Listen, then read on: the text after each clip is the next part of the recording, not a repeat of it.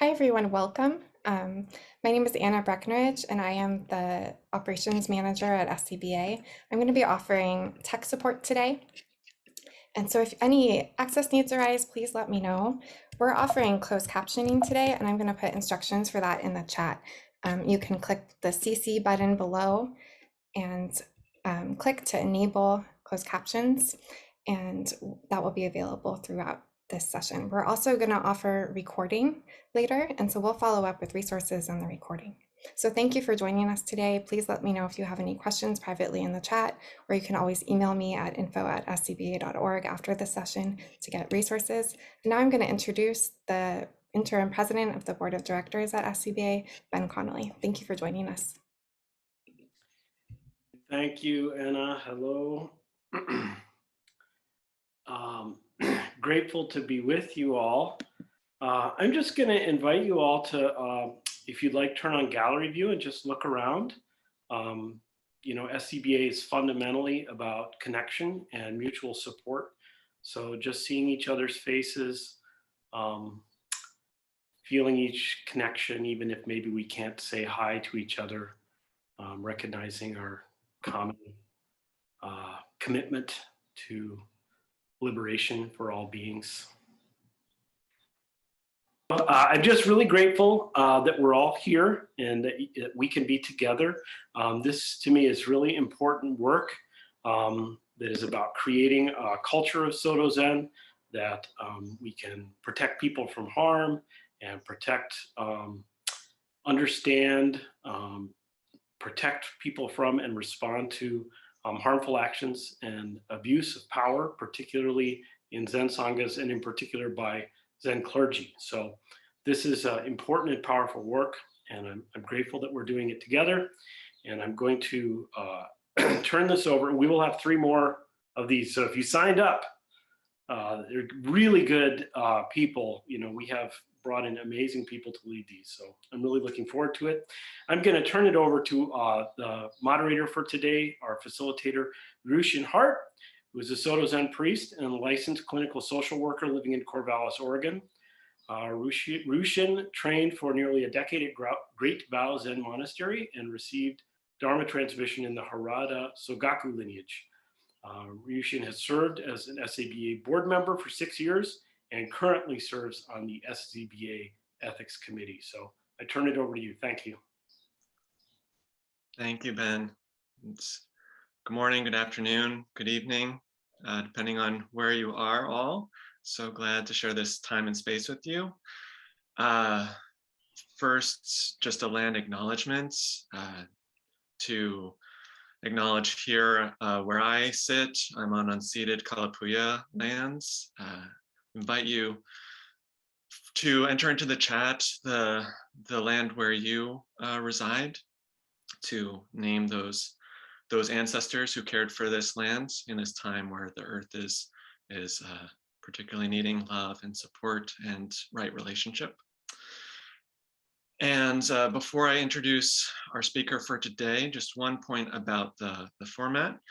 Feel free during the lecture to post questions in the chat. I'll be collecting those for our question and answer section. And I'm honored to introduce today's speaker, Dr. Joe Wiinikka-Lydon, who is currently a senior researcher analyst at Southern Poverty Law Center. He has worked at Wake Forest University, program leadership and character, collaborating on integrating ethics education into the university's engineering core curriculum. He's an author of Moral Injury, Promise and Virtue, and co-author of Trauma and Moral Injury, Guiding Framework for Chaplains, which is an excellent ebook for chaplains dealing with trauma and moral injury, particularly in the context of COVID-19. His research has included religion, conflict and peace, religious and comparative ethics, more recently focusing on virtue ethics, moral injury and violence, and how selves are formed through violence. Joe also practices with the Winston Zen Group in Winston-Salem, North Carolina, which is a member of the White Plum Sangha, through Sensei Joshin Burns of Bread Loaf Mountain Zen Center in Vermont. Thank you, Joe, for sharing with us your wisdom. Thank you so much for that wonderful introduction that I don't really feel I deserve. But it's wonderful to be here. It's wonderful to see you all and to have this conversation. As I'm kind of getting setting up I'm having a little trouble with my slideshow. I think there we go. I'm hoping that this can be kind of the beginning of some good discussions, since we're always in the middle of ethics. We're always in the middle of trying to figure out who we are and what we should do. And especially just during this time, I'm very grateful that I'm able to talk with you. I have to say, talking about ethics is very difficult because there's quite a few different understandings of ethics. And especially in 45 minutes, there's so much you can say, and how do you go about doing this? So what I thought, if I had a couple of different ideas, but I thought we'd keep it simple. If you all wouldn't mind, just very briefly, just put in the chat kind of what you think ethics is. It can be a word, it can be a short sentence, kind of something brief. You don't really have to go into detail. It doesn't have to be profound. Just when you hear the word ethics, what does it bring up to you?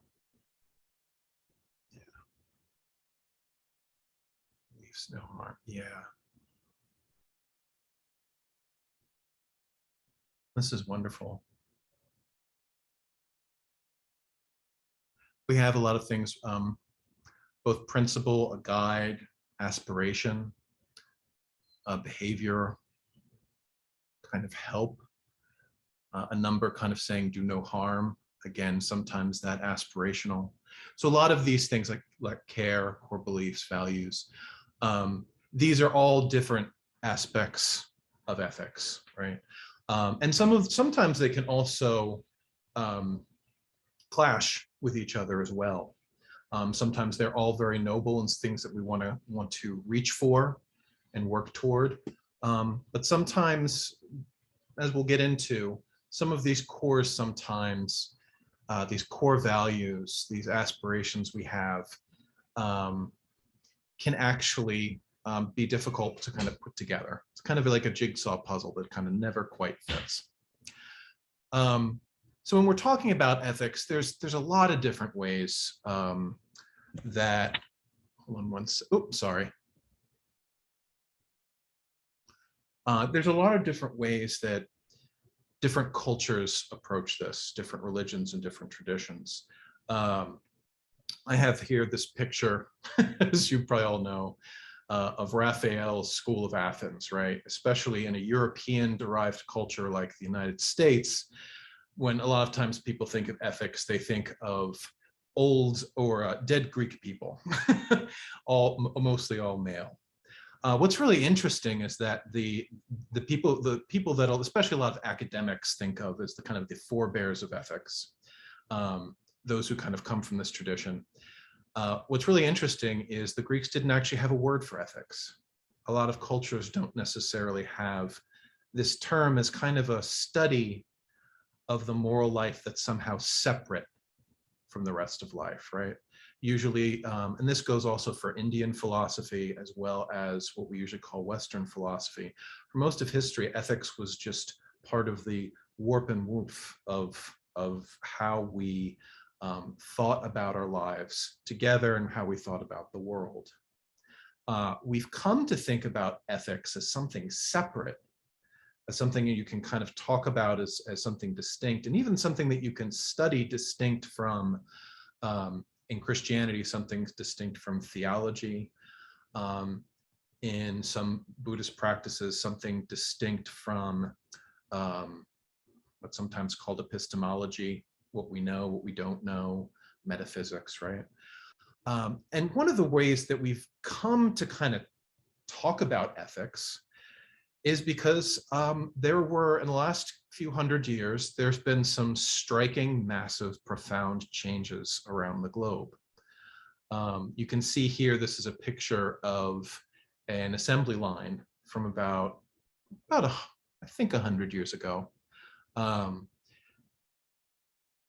Just to kind of do a brief history, in the 1800s, we kind of saw the boom both of, on the one hand, industry, where people were leaving the homes that they had grown up with, that a lot of their ancestors had lived in, and going to cities and doing industrial work. They're kind of pulled there by necessity, economic necessity. And they find themselves in very, very crowded cities, doing new work, and they're kind of taken away from the rituals and the practices and the ebb and flow of daily life that they had experienced, and that to greater or lesser extent, a lot of their ancestors and family had experienced as well. In a word, a lot of dislocation. And during this time is actually when you get this idea, this word that we use a lot now, which is social and society, right? This thing that's out there that we kind of seem like we're a part of, that seems to be so much bigger than us and personal, more impersonal.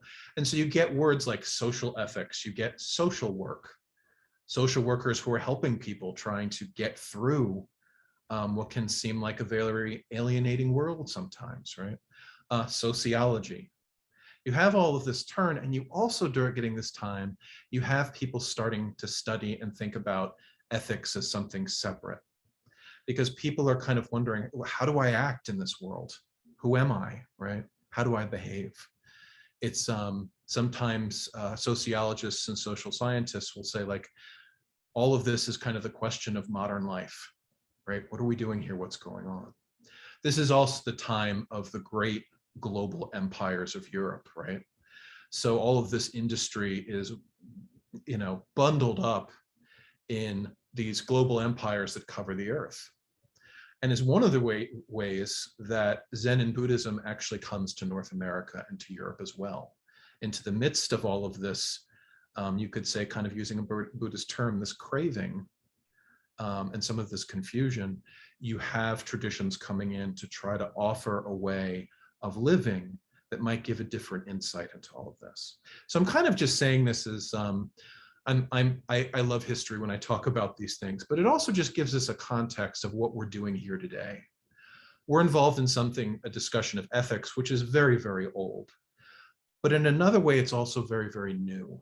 The way we kind of think about it, the way we talk about it, the way that we actually have in this culture a separate word for ethics that's kind of a study of these moral questions, these moral issues. So I just wanted to kind of lay that there. I don't want to go into too much into that because we're not really here for a history lesson, but just to kind of talk about how we find ourselves here today. Now, kind of going on with this, the objectives for the day, and forgive me with the Homer Simpson. I just was looking for pictures of ethics, and this is one of the things that popped up. And one of the ways that, of course, we're growing up, you see cartoons. This is some of our first engagement with ethics are pictures like this: the devil on one side and the angel on the other, right?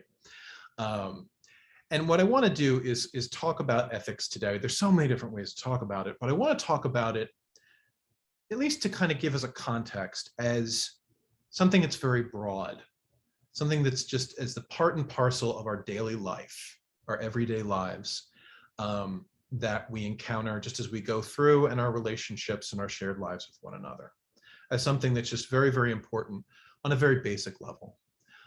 We talk about ethics also like kind of the big issues, if we want to talk about issues of abortion and nuclear power and all these different things.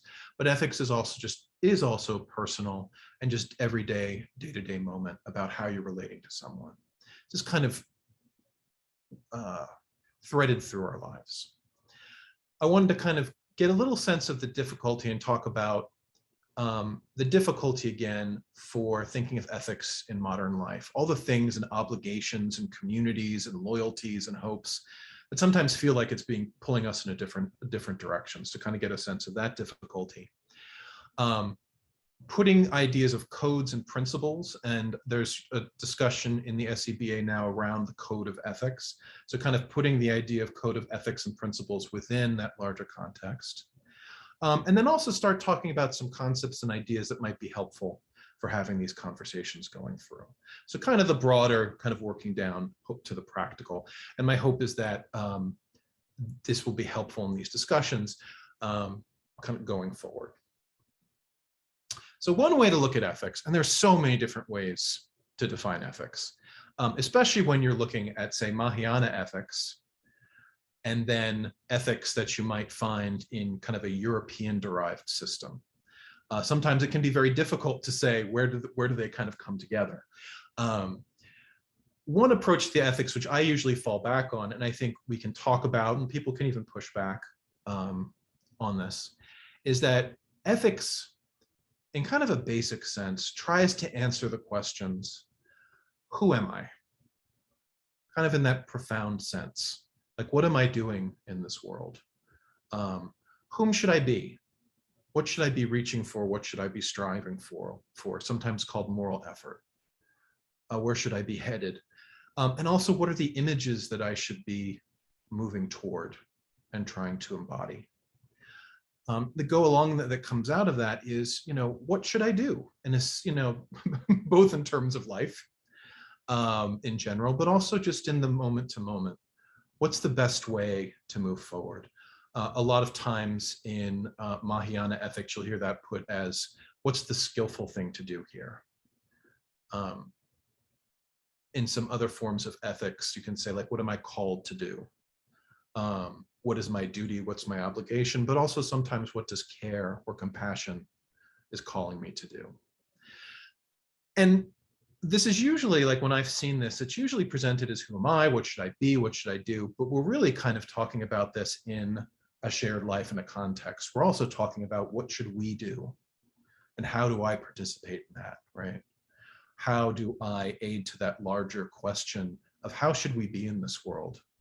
Especially now in a world that seems very confusing and complex. How do we work together and live together in a way that's an answer to some of those complexities, or that is the most skillful way? I know these are questions that a lot of us ask day to day, and they might seem very simple and fundamental, but I want to start here because I think it's where the fundamentals that sometimes are the most important with ethics. These are some of the questions, even when you're doing a code of ethics, both when you're putting it together and then also when you're asking, how do I follow it? These are a lot of the questions that will come up. And I see here, of course, this is a statue of Avalokiteshvara, the Bodhisattva of compassion. And you can see too how important, a lot of times, especially when we're talking about ethics code, we're looking at text and it can seem very legal. Or even if you just pick up a book about ethics, it can seem very cerebral, very intellectual. But you see a picture here, this is also ethics. The fact that compassion has endless hands and arms. It's kind of telling you a little something about an aspect of ethics, right?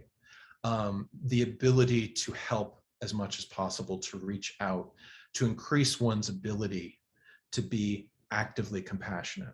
It's kind of giving us a little sense of the practice of ethics, all in this one picture. And of course, in iconography, you have the different symbols that are there also kind of telling you what you should be striving for, what kind of person or people that we should be. Just like when you're growing up and you're watching cartoons, you see that angel and the devil, in the United States. It's giving you a picture of what ethics looks like and feels like. And I think that's something very important to hold on to as in an organization that's talking about ethics, to also hold on to the idea of ethics as something that's felt. That's something that's a way of seeing, and that responds to and is really informed by images and pictures and practices. So in answering these questions, a lot of times what comes up to us are images like this. So why ethics? Like, why spend all this time? This is a Sunday afternoon and you all have graciously given up your time to listen to me go on and on about ethics. But there's something very urgent about ethics and important, and very important. One of the reasons we have ethics is because one of the key insights in Buddhist schools is interdependence, right? We have power over us, over each other at various times. And we also have inherent vulnerabilities, vulnerable to each other, not just the world around us, but also to each other. And this includes in organizations. And sometimes we all had experiences where we've done harm because we didn't realize either somebody else's vulnerability in a given moment, or maybe our own power that we weren't even aware of, and vice versa as well, right? So a lot of times when I kind of just from my own training, I think of ethics, and I start with ethics as the social power element to it, right? That we experience whenever we get into groups.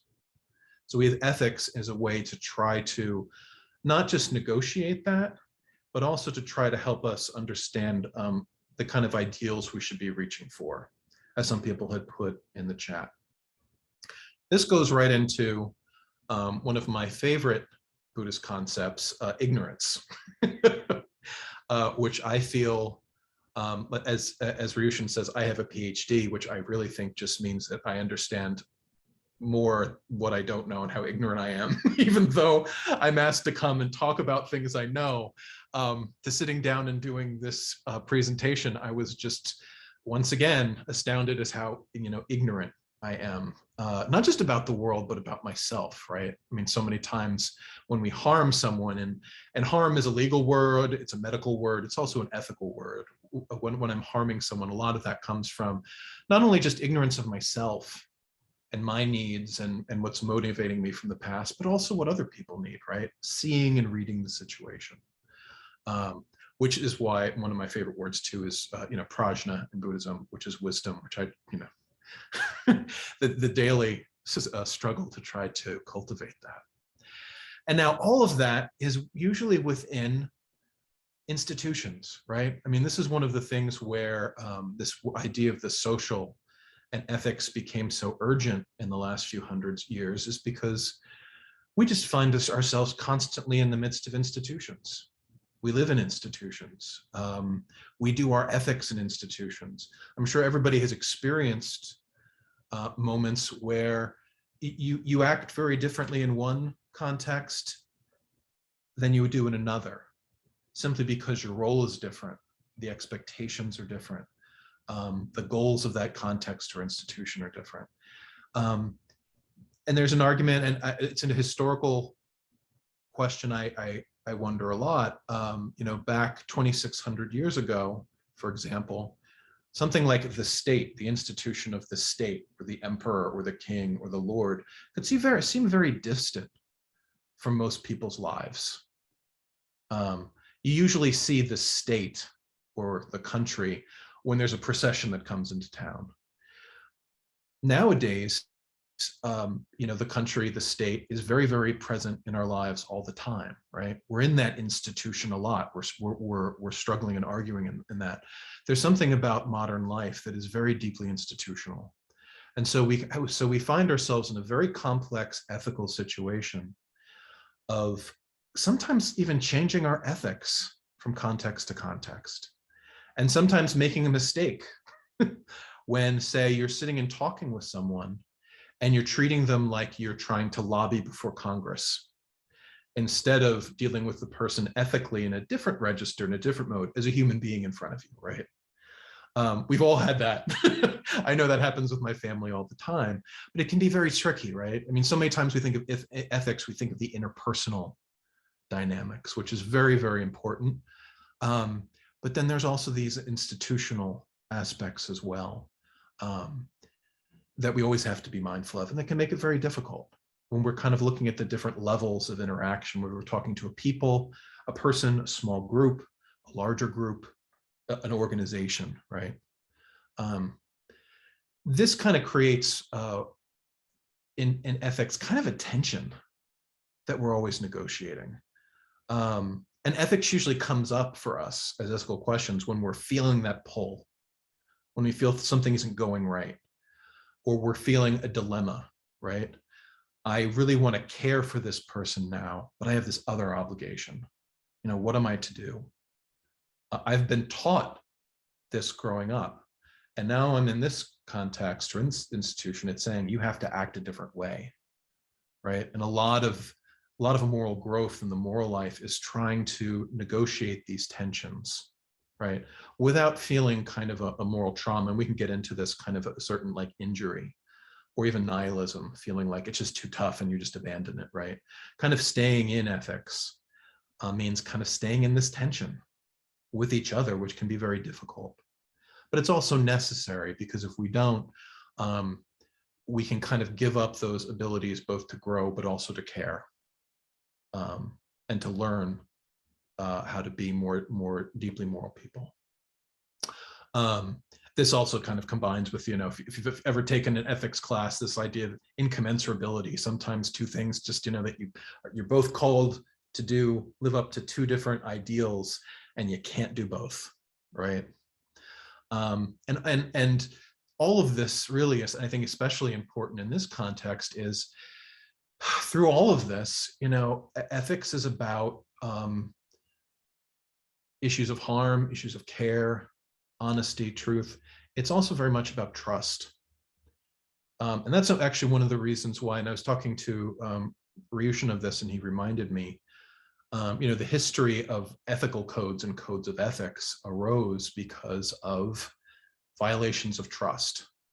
Not necessarily because of specific organizations have violated trust, but because of professions or people in certain situations or places of power have been perceived to have abused trust. In other words, they've betrayed. People feel betrayed. And sometimes ethical codes have been a way to say, like, all right, we're going to be very clear with people. This is what we're holding ourselves to. And you can hold ourselves to that as well. It's trying to like build trust. Sometimes it happens after the fact. A lot of times, though, it happens before the fact to try to hold people responsible. And it's very difficult in trying to formulate that. But it's been one of those ways that institutions, which are very different than people, can try to build trust with others. If you're a person, a lot of times build trust, you basically just say you're going to do something and you do it. It can be very simple. When you're an institution or an organization, it can be a little bit more difficult to think of, like, how does the organization build trust? How does the organization care, right? And a lot of times it will come through things like ethical codes, which can kind of seem cold because they seem a bit impersonal. But one way to look at them is it's a way that institutions are ethical, a way that they're trying to signal the ethical orientation that its members are trying to reach for. And this is really important because my background, as Ryushin said, I study a lot of trauma and moral injury with ethics. I try to look at the way that we feel and experience the moral life. And one of the words for broken trust, sometimes it can be so profound for people that they get what's sometimes called moral injury. Basically, people just start feeling that there is no goodness in the world. There is no possibility to find trust. And people feel very harmed. And it's not just that they feel bad, it's kind of their whole way of trying to keep up that ethics' tension, keep up that search for trying to be a bit better and to help people. They can feel like it's no longer worth it if the betrayal is big enough, right? I grew up Catholic. I'm not Catholic anymore, but we're all very much aware of the betrayal that some people have felt from that church because of the goals that it espouses. And in people's experiences, they've felt that it's actually the opposite. They feel lied to. And since we're talking about very profound things such as faith and ultimate ends, it can have a very strong impact on someone. And that's another reason why we have things like ethical codes. It's because we're trying to live up to something so we don't do harm in a lot of different ways, including in this idea of kind of a moral harm. And I'm happy to go into this a bit more as well.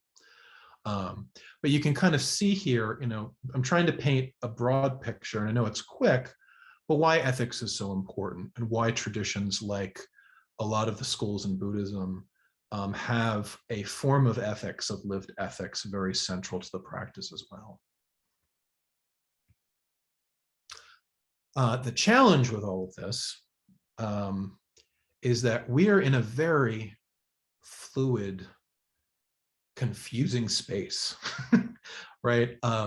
I'm now talking within a Soto Zen tradition, but it's been transplanted to the United States.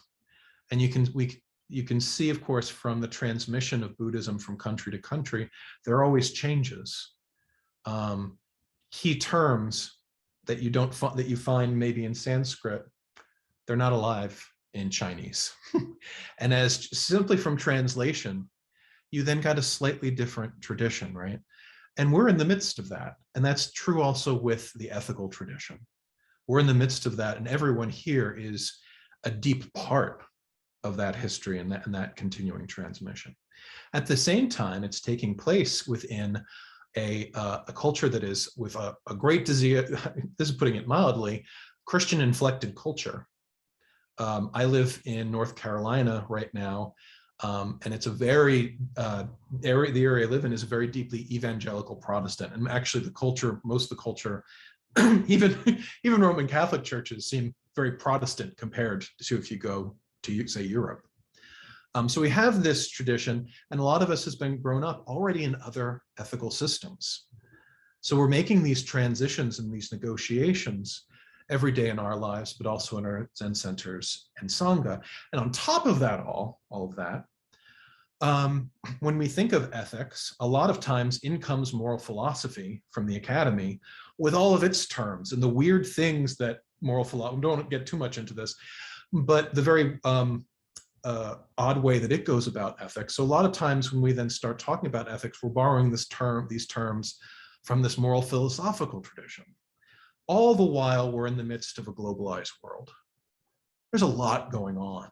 And that's a really big challenge for trying to take traditions and apply them and see how you can actually live them out. And everybody here is in the middle of that translation. And that actually, to me, is one of the key things, if I can encourage today, and many of you probably are already thinking about this, is that this is a big challenge, right? But it's really an invitation. It's difficult, but it's also very exciting. That I have actually a picture here of Kumarajiva, who was one of the major translators of Sanskrit into what would become Mandarin Chinese, doing a lot of this work that Zen then inherited, right? And he's honored in a lot of Mahayana traditions, and a lot of the translators are, because of that important work. And you can look back and sometimes we might think mistakes were made, right? But I mean, we're kind of, although I know really no other language well except English, everybody here is to an extent a Kumarajiva trying to do this work. And it's an invitation to kind of jump into this roiling sea and see how we all can swim, right?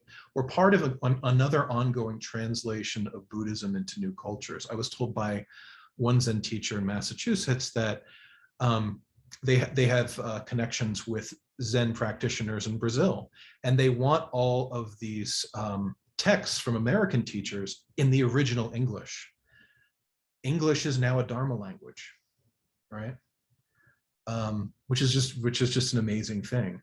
And we're all part of that. It's an invitation to see how, and this is something that Buddhism has done for a while, Christianity, Islam, how do these traditions interact with culture, right? How much do you want to bend toward the culture that you're living in? How much do you want to be counterculture? And what are the consequences, right? How do we meld that? That's a social, that's a cultural issue. That's also very much an ethical question because it gets back to who do we want to be? Who are we called? Who do we feel called to be? And how should we be in this situation? And as I said too, a lot of Zen and Buddhist concepts translated into languages and cultures. If anybody's ever read Thich Nhat Hanh, as I'm assuming a lot of people here have, it's really interesting his use of the word love, right? You don't see love in Sanskrit, but he grew up in a country colonized by a Catholic empire, the French. 20% of the country were Catholic, very, very strong presence. So when he goes to Europe and the United States, he knows this love language. he's in the midst of trying to translate some of the concepts from his tradition into words that Europeans, North Americans, South Americans might understand. But then there are changes there, right? Because love is a very, very thick, loaded word in these cultures as well. But you can kind of see some teachers already doing this language.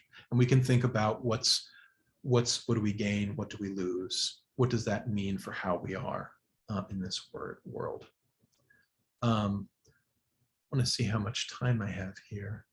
I wanted to leave a good amount of time for discussion, largely because I want to be as much of service as I can to the SCBA as it has these discussions. And so I wanted to see, originally I wanted this to be very interactive, but we have over 60 people and that gets a little unwieldy in Zoom, I think, as we've learned. But as Ryushin will say, like, this is, I'll leave my email at the end if anybody has follow-up questions or if there's anything that I can do. But I wanted to open this up. This is a very, very brief review. I haven't gone deeply into specific Mahayana ethics, Christian ethics, European moral philosophy. We haven't gone in any depth because I want, to an extent, you to kind of guide this discussion a bit based on your questions, your concerns, and your needs. So I have some of that stuff in my, in my hip and my back, my back pocket if we need it. But I want at this point to kind of just open up to discussion and see what's on your mind and what's of concern to you. And I'll leave Kumar Jiva up here because he looks wise, but he also looks just like he's about to do something wrong, just a little mischievous. And I like that in my Buddhist iconography. Thank you, Joe. Thank you so much. So as Anna put in the chat here, you can raise your virtual hands by clicking reactions and then raise hands. You can also put your question in the chat. And while that's starting to happen, I'll just raise a question that came up for me as you were talking. You talked about tension as a source of ethical dilemmas, and I was thinking about that image of Avalokiteshvara, how compassion has boundless hands and arms to manifest endless means of activity, and how from an ethical lens, how we might balance that myriad manifestation of compassion against, on the other side, our ego's tendency towards justifying what we want to do. Yeah, I could go more, but that's probably some thoughts. Yes, and thank you for unsharing there. Yeah, that's, I mean, I had to use a moral philosopher when I was doing my doctoral work, and I actually went, I used Iris Murdoch because she grew up Anglican, Irish Anglican, but she really loved Buddhism, and she'd quote Zen scholars. And one of the things, she also drew on Freud. She's kind of an interesting mutt, but she talks about this, right? I mean, for her main word is attention as a very strong central ethical concept, which for me resonates quite a bit with Zen Buddhism. But one of the things that she was really concerned about was the ego, right? In the Buddhist tradition, it's delusion. She used the word fantasy, that we're locked in our own fantasies, right? And I think that's part of both the tension, but also our awareness of the tension. And I feel that's one of the reasons why I said it's so important to have this tension, because it's, at least from my standpoint, it's always calling us to attention. It's always calling us to the breadth of the world and the many ethical issues and areas where we can have our concern. But we're limited, right? We're not always able to, we don't have that many hands. And sometimes it can be deluding to think that we do, right? So kind of to like go all into the fantasy of being able to solve all the world's problems. And then at the other end, nihilism, whereas I can't have any effect, right? Kind of trying to live in that tension where we're always going to kind of mess up a bit. But I think it's kind of, it's part of that practice of it's always kind of just calling ourselves to mind that we do have these egos and that we'll we'll fake ourselves out, right? That's one of the reasons why I like this idea of tension. And that you kind of, even though we always feel like we want to resolve it, it's actually a teacher and a helper. If we let it be, I mean, it can be very painful, right? But it's also there, we have something to learn from it, especially ego. I mean, I've spent some time as an academic, if you want to talk about ego. This has been helpful for me. Does that get at your question? Very much. Thank you. Thank you. Thanks. And I see Daishin has his hand up. Please, Daishin. Thank you. Thank you so much, Joe. Thanks for your presentation. So my question is, where may we Soto Zen Buddhists be blindsided in our understanding of the precepts as they apply to our culture? Yeah, that's a little question. I mean, I'm just, so you've shared a lot of information, but I'm trying to assess, like, what are our blind sides? What are we not seeing? And how are I mean, the precepts are the way that I understand them. And if we really practice them, we study them, they can be I think they're very applicable to our culture, but obviously we've had some major transgressions. So I'm wondering if you can guide us somewhat on what are we not seeing? Yeah. Wow. I think I'm going to go back just as one example. I'm going to go back to the institutional side. You've heard these terms like social justice, right? That really are talking about like traditionally, at least in if you want to follow all the Greek guys, justice has had in European context, this idea of giving someone what is their due, right? And that's developed into ideas of respect, maybe even care, but it's a very interpersonal idea. You don't have the word social attached to things like ethics and justice until the 1800s. It's actually younger than the United States. And I think a lot of I see this in Christianity too. I think sometimes the way we talk about ethics and the way that ethics and precepts were designed, they couldn't look into the future and see how deeply enmeshed we are with various identities and loyalties and institutional belonging, right? And I think that's actually one of the most exciting parts of bringing the precepts, engaging them in culture today, is that it's a major translation to say, okay, I feel like I know what these mean to me, but what do they mean in this context? How do they change in this context? Which is much more difficult than a lot of Buddhist teachers in the past, some who traveled quite a bit, but most people in the world we know throughout history haven't really gone more than, I think, 30, 50 miles from where they were born. Context is always very familiar. We don't really have we don't have that context anymore, right? And whether you're thinking of the 10 Commandments or precepts or any of these things, they did kind of come about in a different world. And I think they're actually very important for this world. But I think sometimes our blind spot is that we want to just ignore the institutional side. We want to ignore all of that because a lot of times it's not fun, right? It doesn't seem as meaningful. It doesn't seem as exciting as like the one-on-one and the more personal side. Yet it's so important because that sometimes structures and kind of creates the rules of the ethical game, right?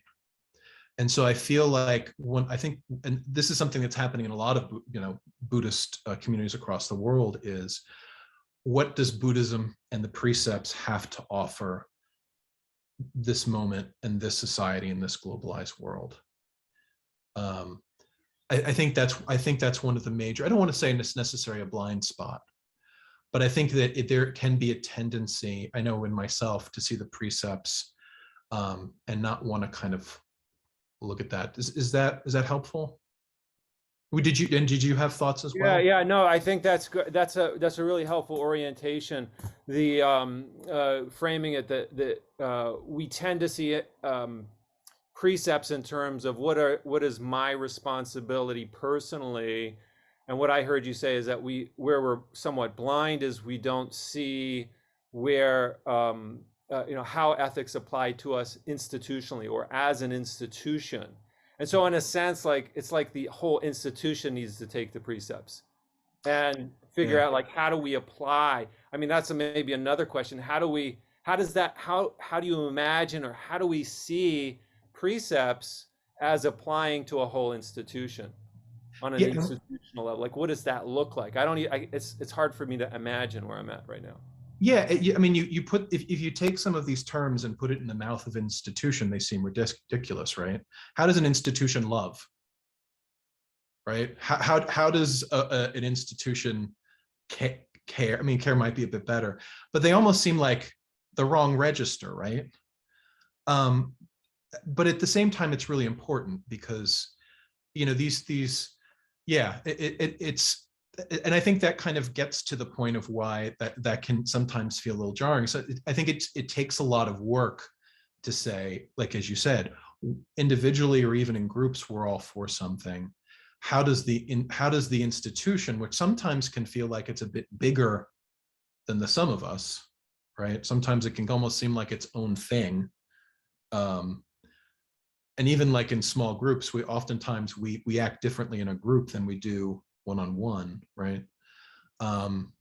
Yeah, that question of what does that actually look like? And I think that's not just a question for Soto Zen Buddhism and the precepts. That's a question, I think, for pretty much anybody caring about trying to have a good life and be good to others. Yeah.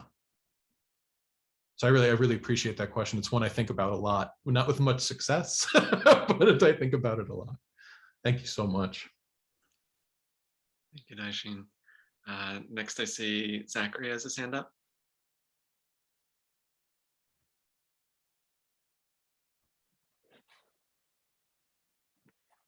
Thank you so much. I really appreciate your presentation. I guess I wanted to respond to one thing and then also expand on the question that was just asked. I guess I would say, when I read the precepts, what I see is that actually the last 5 in the 10 grave precepts really are about institutional behavior in some ways, right? They're hinting around at the things that people do badly in institutions to each other and to others that have caused problems, presumably in the Sangha, right? Which is and so from there, maybe jumping off into this, it seems to me that the kind of thing you're talking about, there's violations that all of the violations that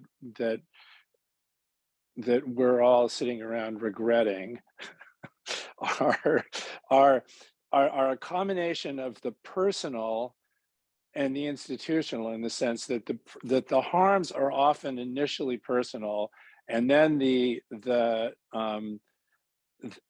institution takes them up, and because of a kind of institutional delusion about the importance of the stuff that we all believe in, mishandled, right? In a way, I mean, that it seems to me like that's a profile for a lot of this sort of stuff. And I guess the question is, how do you write a code of ethics that handles both of those? Does that make sense? That's about it. The best I can do with the question, but anyway. No, I greatly appreciate the struggle to put it into language, because it is difficult. I mean, I think part of the challenge, and Daishin, this goes back to your question as well, part of it is like being able to find the language to kind of talk about this, right? Which I didn't really talk about this, but that's kind of one of the first ethical labors is just having this language. When we were talking about, you know, people have written essays on, can a country love? Can a country forgive? Can an institution forgive, right? And that becomes a very difficult answer to provide. But part of that is that not that we then kind of throw up our hands, but we're like, okay, we have to develop a way of talking about this. So I think one of the things with a code of ethics, and I'm going to stay general here for a moment, is to kind of, even though we might think in absolute terms that there aren't these divisions, when dealing with ethics and these things, is to kind of have both of those in mind, the personal and the institutional, as you're designing these. I think it's part of a practice. It's kind of a way of thinking ethically, but developing in a way that's true to the precepts and the Zen traditions and the Buddhist traditions we care about. So I think part of that is, again, holding that a bit in tension, realizing that we might not quite get it right. Because I know with the SCBA going now through the grievance process, the code of ethics, you're at the forefront of trying to say, what does the Soto Zen tradition have to offer this process, right? And that's I think that's going to take some time and a lot of reflection and work. But I think if you kind of keep that difficulty in sight, that'll be a good guide. Like you said, like even the way that you framed it, that, you know, it's usually interpersonal and it goes to the institutional. I would say one thing is that when you're talking about that interpersonal, what's the institutional aspect of that, right? Has the institution granted someone more power? And not even just the specific institution, it can be beyond the Zen center that's being brought in. So for example, I'm a queer man, and I've experienced some nastiness because of that. I'm also a white man. And so when I look inside the LGBTQ community, well, white men in that community have ignored a lot of other people in that community, despite being ignored themselves. We turn around and do it to a lot of other people, the other letters in that, right? And so even though we're queer, we're here, get used to it, all of that, right? We're bringing in what we've learned from different contexts, and, you know, sociologists talk about structures, institutions. We've brought that in, and that's already informing the way we relate to each other. And so part of it is, okay, this happened between these two people. Let's reflect now, is there anything that the community or the institution could have done to have helped them not to get into that situation? And you know, and sometimes we might be like, oh, we're not really quite sure, right? It can be very difficult. But I think whenever we're looking at any of those pieces, kind of bringing the different levels and the different layers into each part, I think can be helpful in that. Is that helpful? Is that a helpful response? It is, yeah, it's very much. I mean, I guess as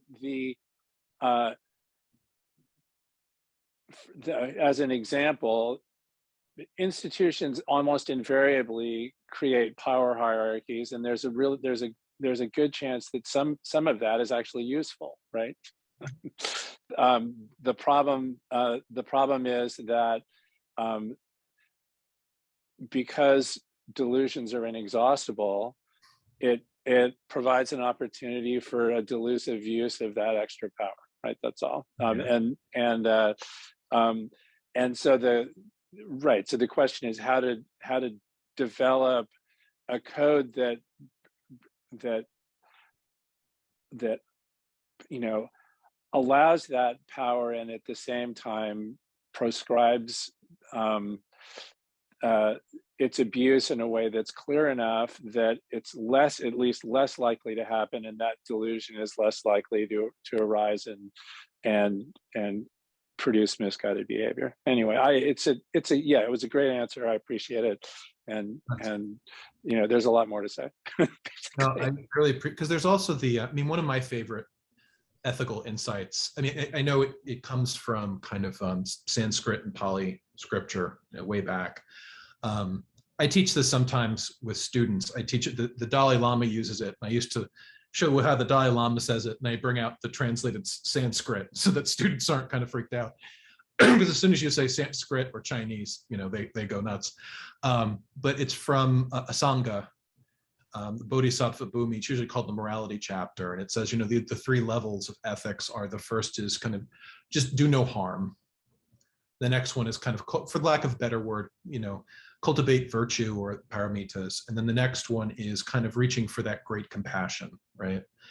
But at the very least, I mean, sometimes if institutions will just put procedures in so that when something does go wrong or something happens, you at least have something that will kind of stop the harm and allow people to kind of, like, it just comes in and says, okay, we have to stop that. And there's, so many stories of Buddhas and Bodhisattvas just jumping in just to stop harm, right? Sometimes if it can just do that, that's an ethical success, right? It's one of the things I really value in Mahayana ethics, where it's like, well, if you can't be a Buddha, then do this. Well, if you can't do that, well, then at least just, try not to harm anyone, right? And if you get through life with that, oh, that's amazing, right? So I think sometimes kind of thinking about it in those terms, I find it sometimes helpful as well. Yeah. Thank you so much. Thank you for the question, Zachary. Genko.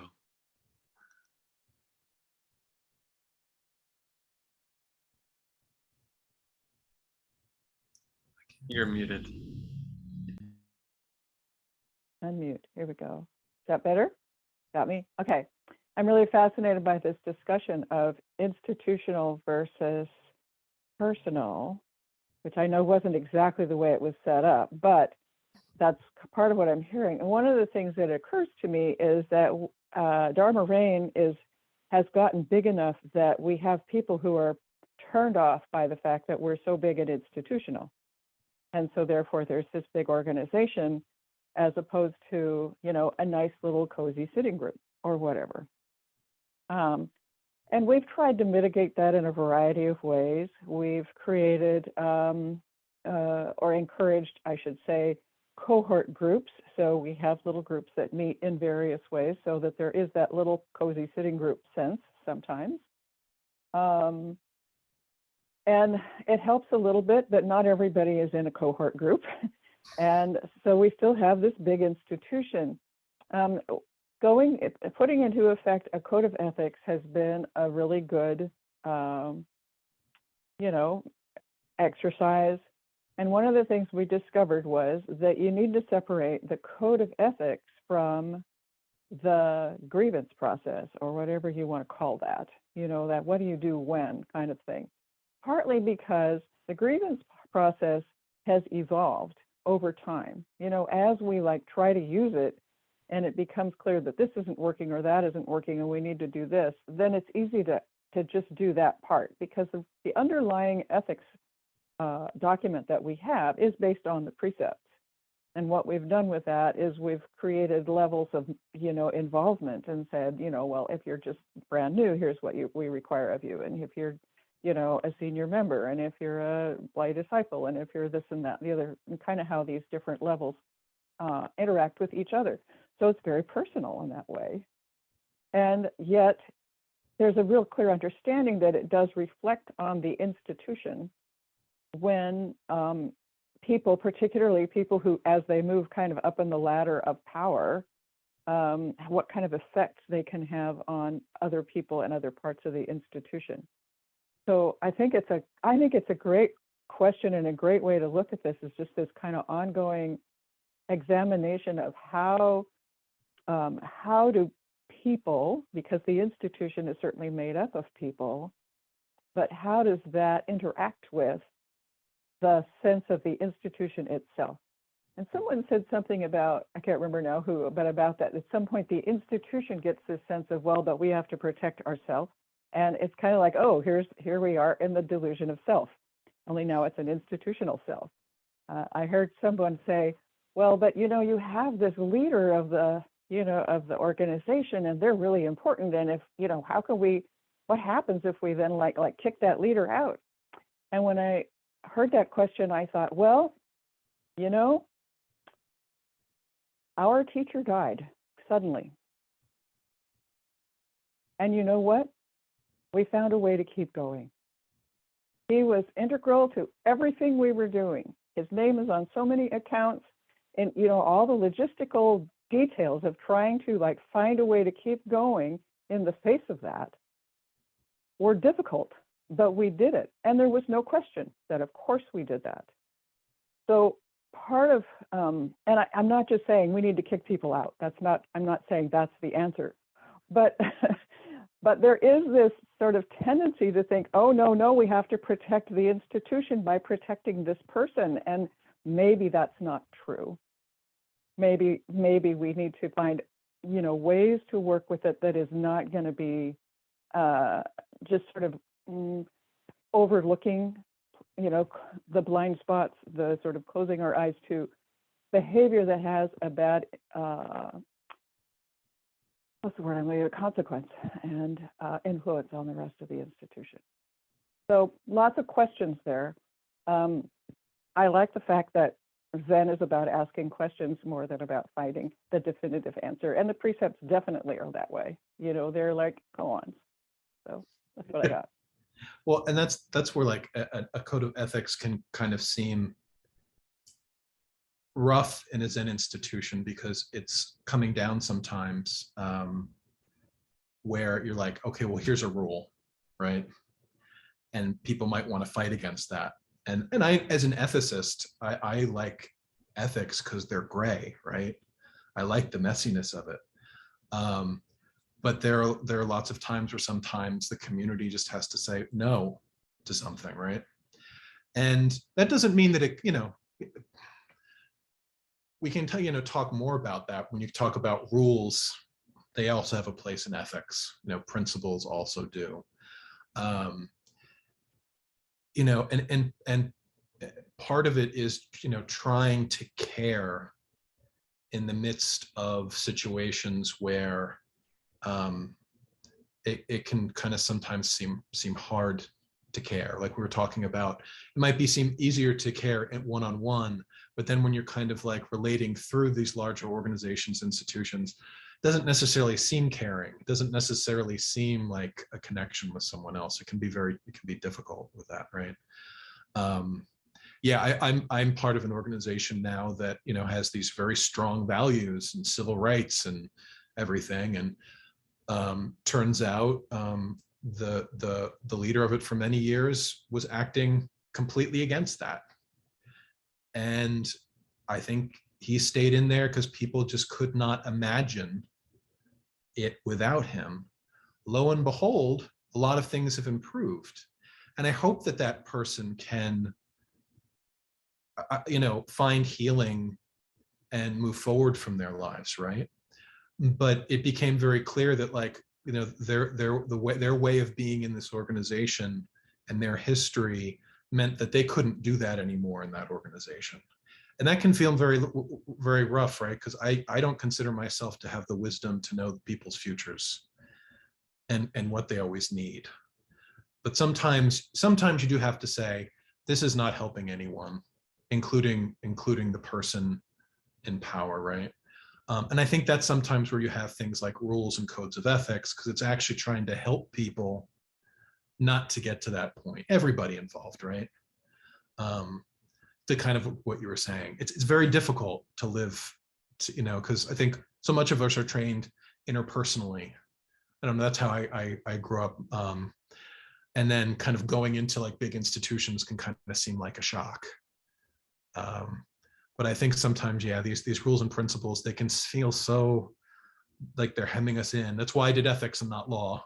And we'll talk about the law in the next workshop, which is important.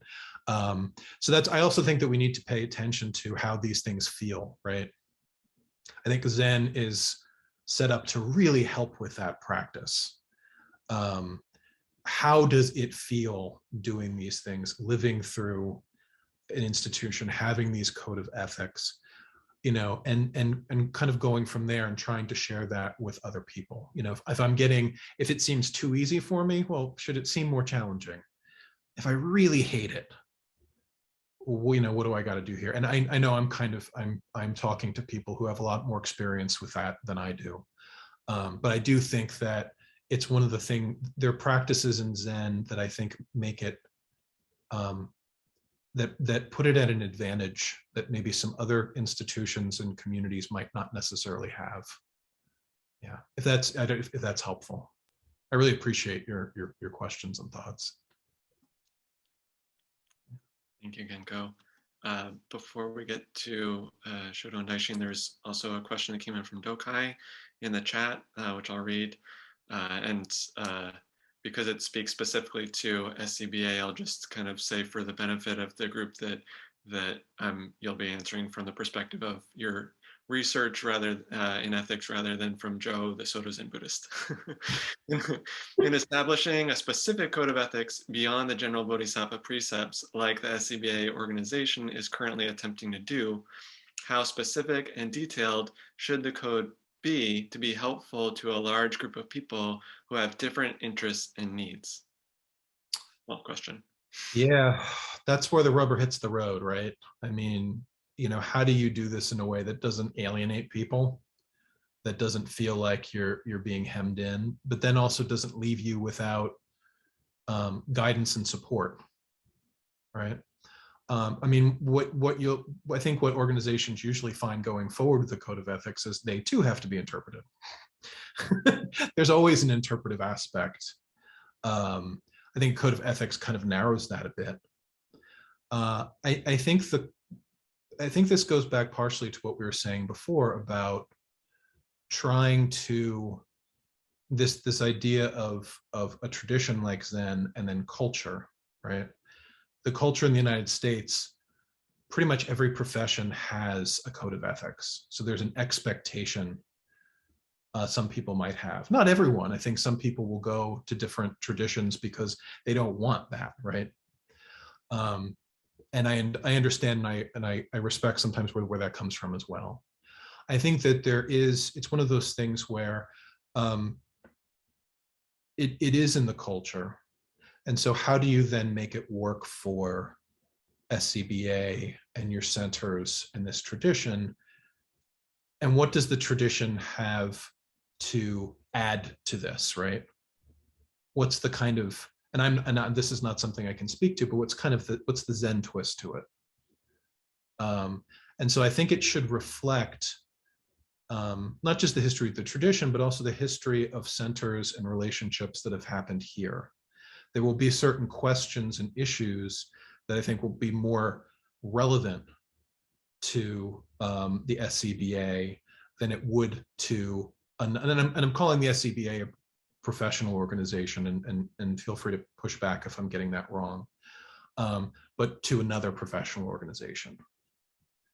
So I think it should, I mean, I'm giving a very general answer, and I hope, Dokai, it's not unsatisfactory, but I think it does need to reflect, and I think there needs to be ongoing conversations about what are the things that are really important that we've learned that we need to act on, or we need to come to consensus on for some reason, right? And so I think it does need to really focus on, paying attention to the culture and what's sometimes expected of clergy writ large. There's that, right? But I think also really paying attention to the history of Soto Zen in the U.S. and Soto Zen elsewhere. I hope that's not unsatisfactory answer. A little bit. Can you say something more, like what? Well, I think I was kind of looking for, okay, specifically what do we do? Do we just work with each other and basically keep sorting it out? We come up with a draft and send it out to the organization and get responses and just kind of keep going back and forth until we reach I don't think we're going to reach consensus, but okay, the majority feels this way, and then we have to accept it. Is that what you would say? I think that usually the way these are done, and it's usually just because of the unwieldiness of this, right? I think you're kind of getting at, you have a large organization, coming to consensus can be very unwieldy. I used to work at a Quaker college, and even trying to get just 70 academics to get consensus was a nightmare, right? It rarely happened. When one person could stand up and say, on principle, I disagree, and everything comes to a crashing halt, right? So you don't want to get it to a point where, and this is also academics who are not steeped in Quaker culture, right? So they used it as veto power. And you don't want to do that either. So I think, usually the way it goes, and I think it might be the best way, is you do, this might be very Presbyterian from what I know of Presbyterians, you have committees, people dedicated to doing this. And then what you also then have to do as you're developing this, education, and this is part of what's going on right now, is trying to educate people about what the committee is doing, having feedback, getting people to have buy-in, right? So that people can, even if they don't agree with everything, they can at least have some degree of trust, right? Because this a central part of any code of ethics is it's also a trust practice. Have we done enough amongst ourselves where I disagree, but I trust enough that, okay, let's see where this is going to go, right? And also, this isn't a member organization, so things can be revisited as well. You can also say, okay, I'm going to try this out. You go back to your center. No, this isn't working, right? But I think part of it is trust. So that's usually how organizations will do it. Committee structure, and then they try to report out, they try to bring in people to get comments and feedback, and it's not perfect and it's not satisfactory, but I think when we're talking about how institutions are ethical, it's probably the closest you can come to an institution being responsible and responsive, if that makes sense. Is that helpful? That was very helpful, John. Thank you so much. I appreciate the question because it gets right to it gets to where the rubber hits the road, right? Exactly. That's where we like to live. That's where we should be living. Yeah. Thank you. Thank you. Thank you. Now, Soto. Thank you. Well, I'm happy to follow that discussion. Hi, Joe. But so first I have to mention that there's something called sociocracy, which says, when you were talking about Presbyterians, it sounded like that. It looks cool to me. I haven't lived with it, but it's out there. I thought it was an adaptation of consensus, but apparently it arose separately. Yeah. Anyway, so my question is also about the SCBA. And specifically, I've been involved in two situations which have been brought to the SCBA and not resolved. In one case, I'm kind of a sympathetic onlooker, and in the other case, I brought a complaint and discovered that other people had already brought a complaint and efforts had been made. And I took the same solution as the other two people I know. I just stopped associating with them. And so, but it continues to be present because I continue to visit that city. And so the question of what this organization can do, I think that's the point of the Code of Ethics. At the time, the SCBA could only deal with, I was told, actions against another SCBA member, which I was, so, but that wasn't it. And then they had to follow their own code of ethics in dealing with lay students, which was where the problem was. So I would like SCBA to have a code of ethics that deals with how clergy and institutions address their lay members or their new people or their whatever, and so I thought, so I don't know exactly how that relates to you, but it's on my mind, and so I'm asking you, do you have any thoughts about that? And other people can also jump in here too, because I think it's not just an issue for I think it's code of ethics, like you said, and this kind of gets to specific instances of the precepts being directly applied, right? And I think that there's direct ways that you can do it. I think it's also why there's now work to do a grievance procedure, right?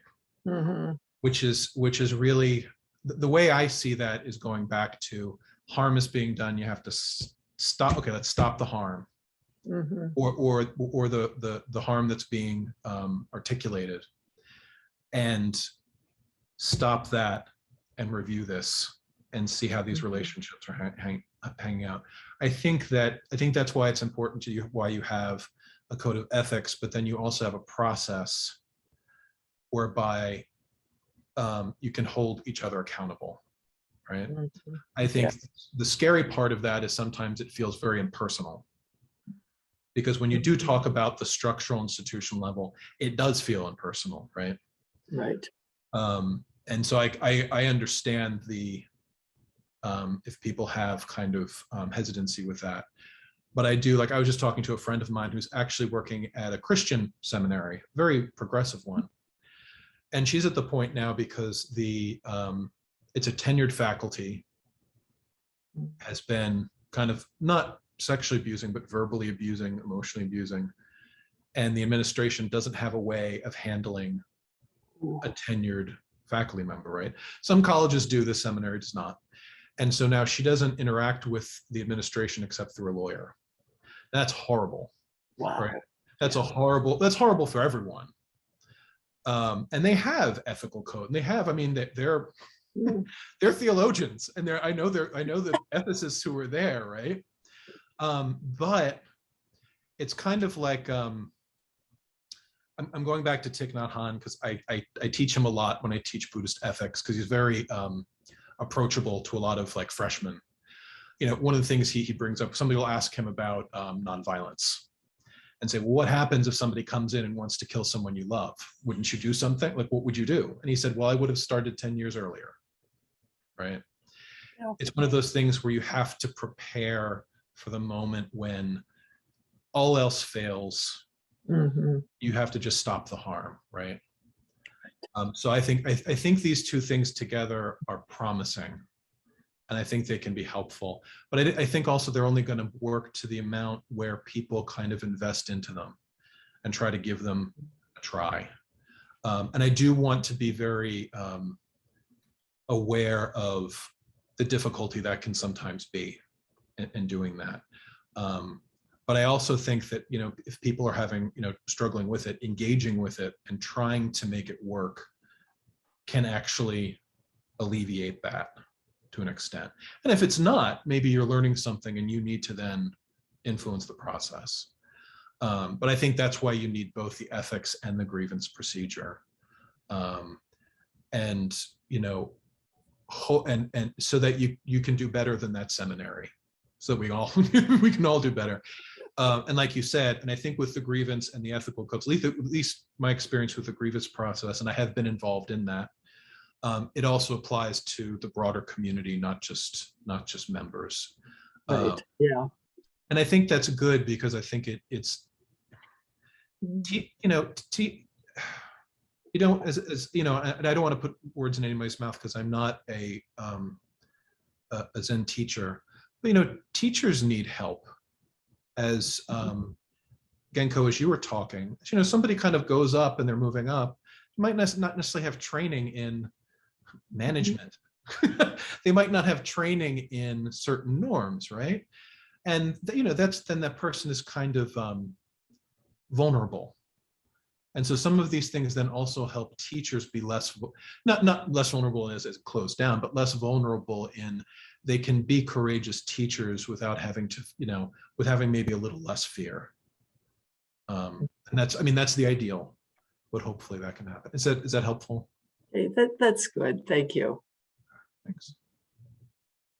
And I would just add, Anna put in the chat the SCBA grievance process, which was passed in April of this year, and part of that was in response to situations like the ones that you're referencing, Shoto, of recognizing that our grievance process was informal and it really needed some crystallization. And so we went through a year-long process before presenting that to the membership and getting it passed. So hopefully going forward, we have learned and we'll be have a clear practice. And there was a question that I received right before Daishin put up her hand. So, was in our society the determination of what is and is not ethics, laws, and etc. has been primarily decided by men, particularly white men. How do we move towards an understanding of ethics that isn't skewed towards those who are already in power?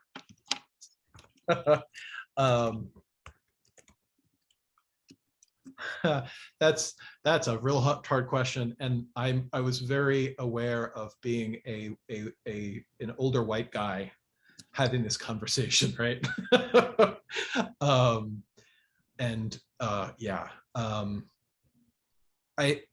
It's something that, when we're talking about, Soto Zen coming to this country, the Soto Zen now shares in all the problems of this country and all of the wonderful parts of this country as well.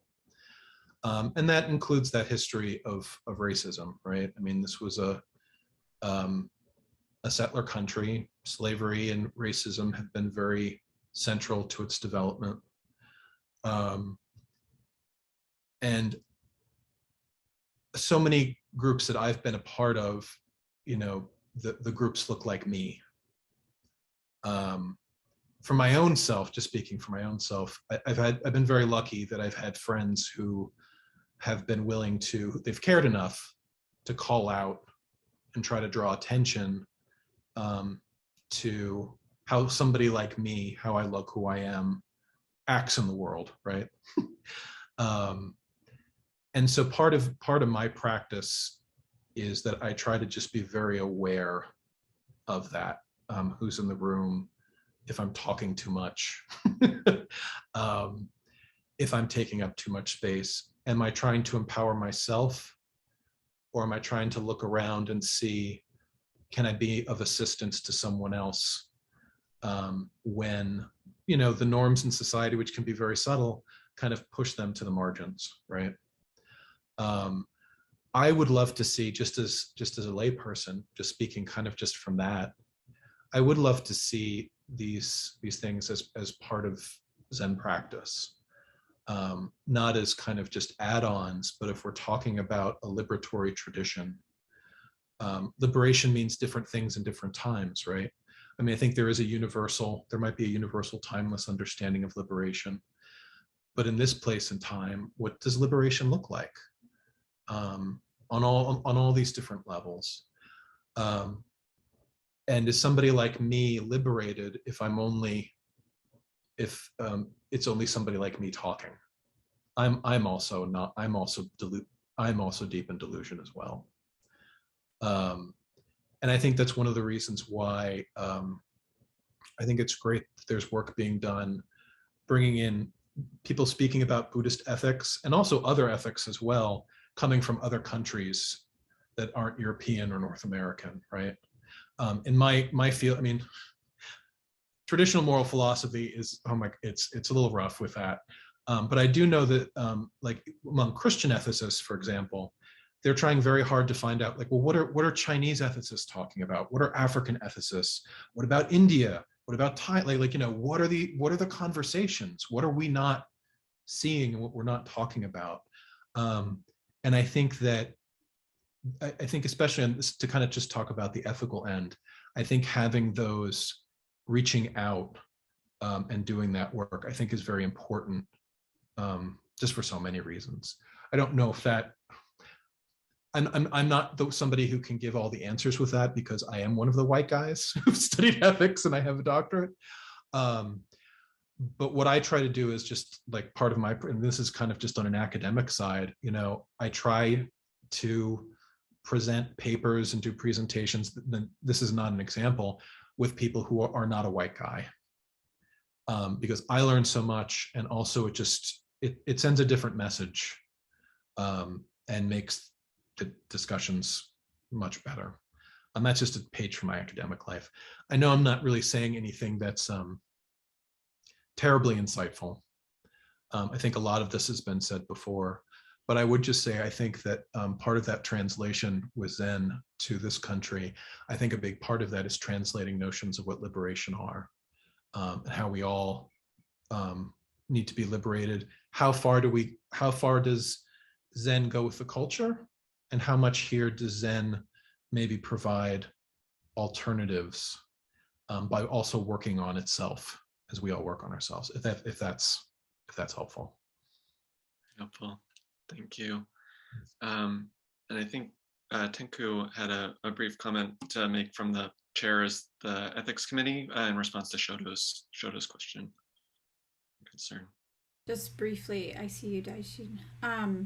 So we don't have perfect data. The SCBA has been moving from being more of an informal organization towards having higher numbers.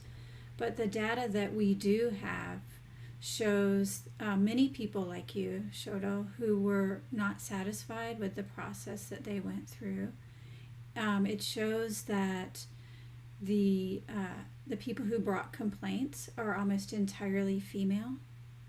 And it also shows that of the people who brought complaints, most reported that they were not resolved to their satisfaction.